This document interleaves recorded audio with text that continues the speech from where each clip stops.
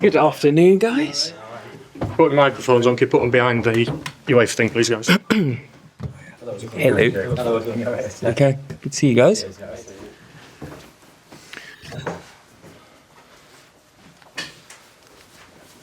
Keith, do you want to start us off? Jacob, nice to see you. I was having to go through the calendar there to work out when it was. I think it was nearly 9 years ago when you signed. You walked through the door over in, was it over in Ireland? In Ireland, yeah. Pre-season. 9 years ago, obviously, difficult kind of start. You ended up out on loan a couple of times out of the Championship. Made your Champions League debut, won a trophy. What did it feel like last week scoring your first Champions League goal, and are there more to come? Felt amazing. Also a relief as well. Going back a few years, playing the Champions League was something that I wanted to achieve. I managed to make my debut in the San Siro, and then after that it's like, right, when can I get my first goal? When can I get my first assist? And yeah, I'd done well to get some assists, but that first goal was eluding me and bearing to be a bit tricky to get. But yeah, with a little bit of help, finally got it. How do you feel about this game tomorrow night? Because the schedule has been relentless, some really high level games where nothing can really give. You play a team tomorrow where you're 6-1 up from the first leg. A lot of people maybe look at it and think, well, you can maybe sort of take the foot off the gas a little bit. How do you guys feel when you've got Everton at home at the weekend, Man United on the back of that, and then so many games coming thick and fast? How do you view this game tomorrow? Well, firstly, it's nice just to be back at home.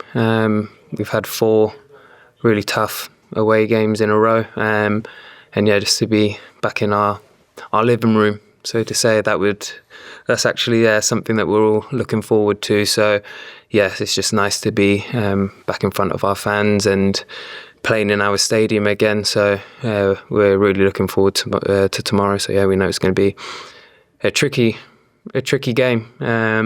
Still a lot of work to do, but yeah, we're just happy to be back with home comforts. Nisha, Daniel, then George, please. Hi Jacob, within touching distance of the last 16 now, what would it mean to you and the players to have taken the club, to that top table in Europe? It would be amazing. I think this group over the last four seasons, we've been reaching new heights in different ways, and this is another milestone which we can achieve. And yeah, if we can do that, we'll be super buzzed about it, because yeah, we've done some really good things in previous seasons, and this will be another one to add to it. You made history in Baku, Anthony Gordon breaking Shearer's record, biggest ever win in the Champions League for the club. To produce something of that, that spectacular, of that context, of that history at St James's Park, does it make you hungry to do that back in your living room, as you say?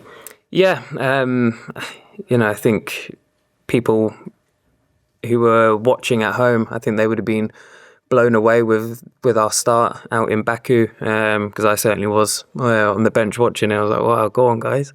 So no, it was a really strong performance, and when we're our aggressive front-footed self, that's what we're capable of, and everyone in the Premier League knows about that. And I think we've showed a good account of ourselves so far in the Champions League, and yeah, that was just a combination of everything going right for us, and delivering our performance at a really high level.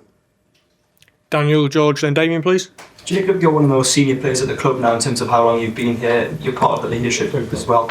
How much does it all that mean to you to be at the club that, of course, you've been supporting? Feels amazing. Even to have a leadership role. That's awesome as well, and I've had some really good mentors over the years, over the 9 years that I've been here.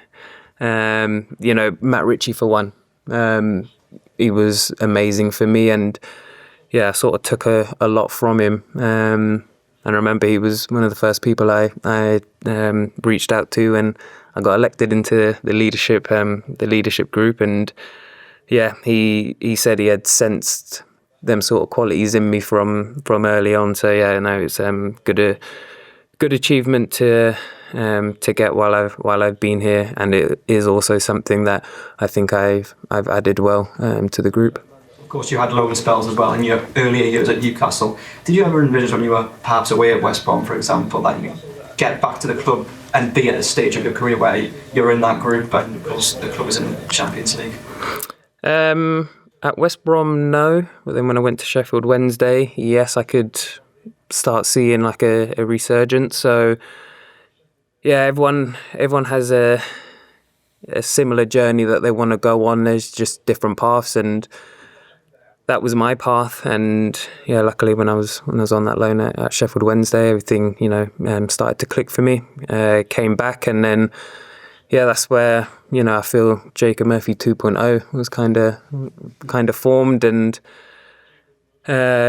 personally a good couple of seasons under Steve Bruce, and then Gaffer came in, and yeah, the rest is history. George, Damien, then Martin, please. Hi Jacob, my question's about leadership as well, because it's felt like the senior players have really sort of stepped forward again in the last two weeks or so, this little mini reset. What does being a member of the leadership group actually entail with the logistics of that? I mean, do you meet once a month? Do you have a WhatsApp group? Do you have a special badge? Like, what do you do? What is your sort of version of leadership?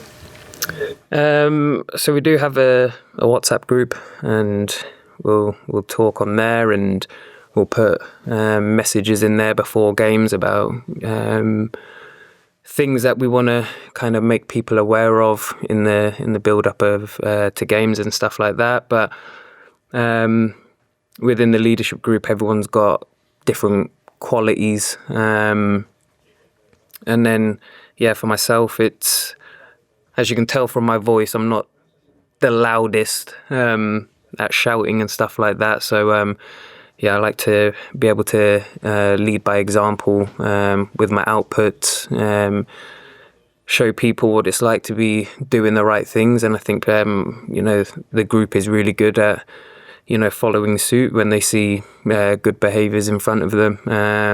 We have Bernie, who leads by example with voice and with action. Trips leads by example when he's on the field.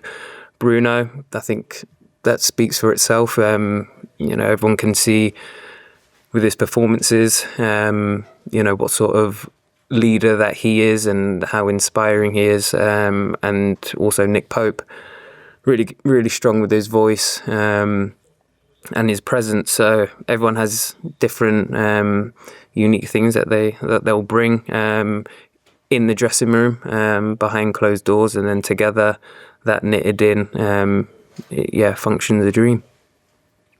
Damien, Martin, then Joe, please. Jacob, when you arrived here, the club was newly promoted and the focus was largely on survival at that point in the Premier League. Could you have envisaged then the situation where you would have one foot in the last 16 of the Champions League? Bluntly, no. I think everyone knew at that time that that it was all about survival, and it was about survival for quite a number of years. But then things change, and goals change, everyone's belief change, and that's where we are today, where getting into the last 16 is something that everyone believes is truly achievable. So yeah, there has been change, and this is what everyone's wanted, and it's amazing to be part of. Martin, Jordan, Craig, please. Hi, Joe. Did you know Manchester City was your 250th appearance for Newcastle? Yes. I'm assuming that was a great, proud moment. Were there times that number was a bit of a fantasy? And I believe you have family from Ashington and Berkeley. How big a part have they played to help you to get to that number? Obviously, you try and play as many games as you can. So, I've never really had a number in my head of total appearances that I wanted to achieve here. But when I was made aware by the kit man before the game that if I were to come on, that'd be my 250th game. Yeah, that was it was pretty cool. So that was good. But yeah, my parents, my family, been ever present in the journey.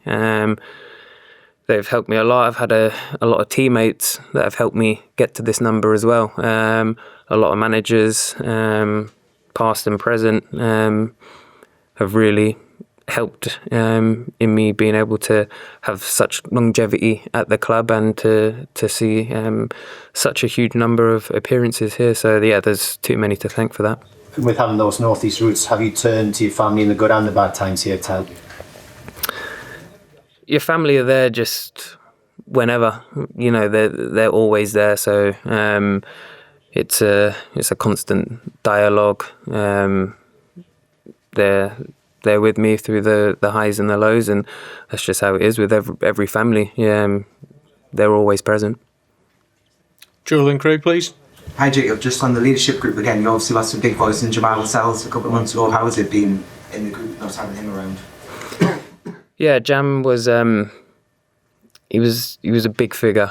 He looked after everyone like really well, and I hope he doesn't mind me saying, but he was the aggressive one, and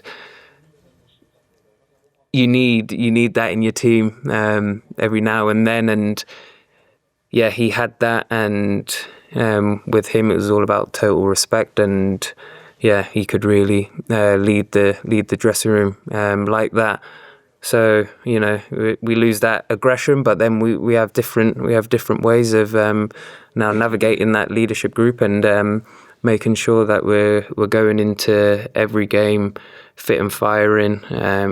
You know, we've spoke a lot recently about one brain, everyone on the pitch thinking together and being a collective, doing everything, pressing together. If we're sitting off together, everything's done using one brain, and I think that's been really clear to see, especially in the last 4 games. So it's something we've identified, something we've really been making a conscious effort on, and yeah, we have to keep improving on that, and yeah, make sure that that's always evident in our play. Hi Jacob, last year was undoubtedly the best of your career, and quite deservedly you went into this season with whispers of potential England call-ups. Now there's been a big change in dynamic at the front of the pitch this season. You've probably seen the analogy about Alex, Isak missing his charger. By the same token, have you missed your iPhone a little bit, that change of dynamic at the top of the pitch? We know that Alex was unbelievable when he was here, and me and him had a very good connection, and I've taken the same principles into this season, but yeah, it's also finding new solutions that is going to work for myself and for new teammates and also existing teammates. So yeah, without constantly having to train, it's a bit difficult because you're using almost the match minutes as training to find the solution, which can be a bit difficult. But yeah, we're all trying different ways and trying to find solutions that works for everyone. An entirely different topic, but to go back into the dressing room post Brentford, I believe you guys had something between yourselves where you said, almost enough is enough. We've got to start doing this for ourselves, for the manager. Can you just take us inside that? I think Kieran alluded to it last week as well. What was said and how important that was and what has followed since. Yeah, sometimes you just need a little reset. See what everyone's saying, and if there's a common theme. And I said earlier about the one brain thinking, and if you think any of our top performances, everyone's in sync, everyone's thinking collectively, all on the same page, whether when we're pressing, when we're sitting off, everything's done without a thought, but that thought is all in sync and connected. So that's been something that we've really been pushing in the last 4 games, and I think that's been bearing fruit. So we still think that there's more for us to find, and we can achieve that with this one brain thinking. Megan Farrell? Despite the 6-1 win in Baku, where did Qarabağ cause you most problems on the pitch? I think we've seen from their goal, their left back / left wing back, he has a really good pace, so it's something that we have to keep an eye on in the game tomorrow.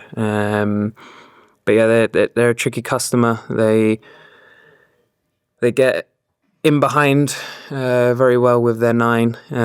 So again, that's something that we have to be aware. But you know, when it's a game at home, a lot of the thought is on our principles and the things that we want to implement on the game. Because if we can deliver our best performance that we're told to deliver, you know, we know that will be difficult for anybody to face. Are you ready to finish, please? Yeah, Jacob, the first Champions League game in Milan was so you enjoying the Champions League music so much. Do you still get that same feeling now? Because it's a special time, isn't it? Yeah. I mean, when the anthem goes, I think I'm like all the fans in the stadium at the end, you know, when it goes, the champions. So yeah, I always belt that out at the end with the rest of the crowd. So yeah, it's they're moments that I never take for granted. And yeah, if you're not feeling like a kid still in their moments, and yes, I'm very serious about my work, but at the end of the day, I do the best job in the world, and I always feel, you know, that excitement, that childlike feeling when it comes to playing in such big moments and big games. Is it like a gift to your sort of 10, 11-year-old self sometimes when you're pulling the shirt on, because it's a magic moment? Yeah, it is a magic moment, and yeah, player and fans alike, it's they're just special nights. You know, everything, even sitting here with these boards, it's just different. You always see it. So yeah, you know, never take any of this for granted. Cheers, guys. Thank you very much. Thank you. Yeah, thanks.